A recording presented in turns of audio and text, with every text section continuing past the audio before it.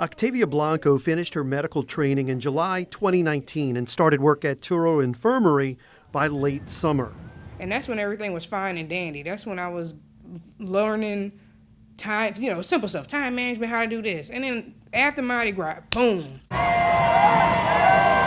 Carnival 2020 in New Orleans was a super spreader event. A few weeks later, hospitals like Touro saw a surge of COVID-19 patients. It was just like, oh Lord, I don't know what I need to do next. I don't know how we're going to manage this thing. How are we going to tackle this?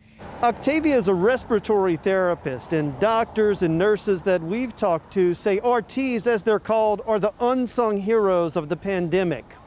They have been brought front and center, working literally at the head of the bed with the patient, managing their breathing, inserting breathing tubes, managing life support.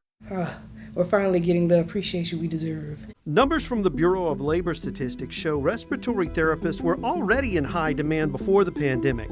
Projections were that by 2029, the number of RT jobs nationwide would increase nearly 20%. Compare that with 4% job growth for all other jobs.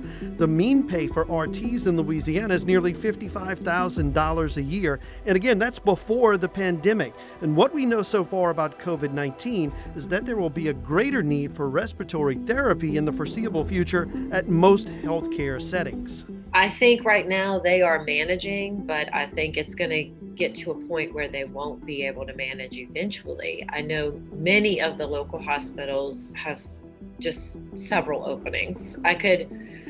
Not to name any names, but I know there's one facility locally that would hire every graduate I put out in July if they could. Online job openings at area hospitals show dozens of listings for respiratory therapists. Renee Randall with Delgado says its RT training program has room for 40 students. Currently, there are 26.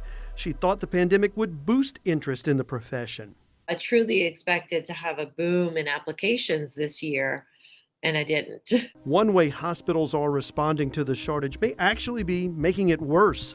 They turn to temporary staffing firms who pay top dollar to attract workers from across the country, which leaves a dearth of staffing and available RTs to serve the hospital and their own communities. Doug Lair is confident RT staffing numbers will eventually rise. People coming into the field know they can make a difference. But I think that you're also seeing another group and subset of people that are holding back, waiting for things to die down. Octavia Blanco admits her first year on the job was more challenging than she could have ever imagined. But honestly, I cannot tell you how I was able to go to work and see so many people pass away, or see so many people getting close to passing away, and then going home and sitting in my son's face like nothing just happened. Like, that's crazy. What got her through that trial by fire was knowing she was part of a team that was making a difference during the pandemic. That's the thing about my team is we went through it, we bared through it, we fought through it, and we still together at the end of the day. So that's one thing that I was very proud of. There's good news for anyone who's thinking about a career in respiratory therapy. Delgado has extended the deadline for new students to apply to its RT program until April 15th. You could read more about how to apply right now at WDSU.com and on our mobile news app. For WDSU Investigates, I'm Greg LaRose.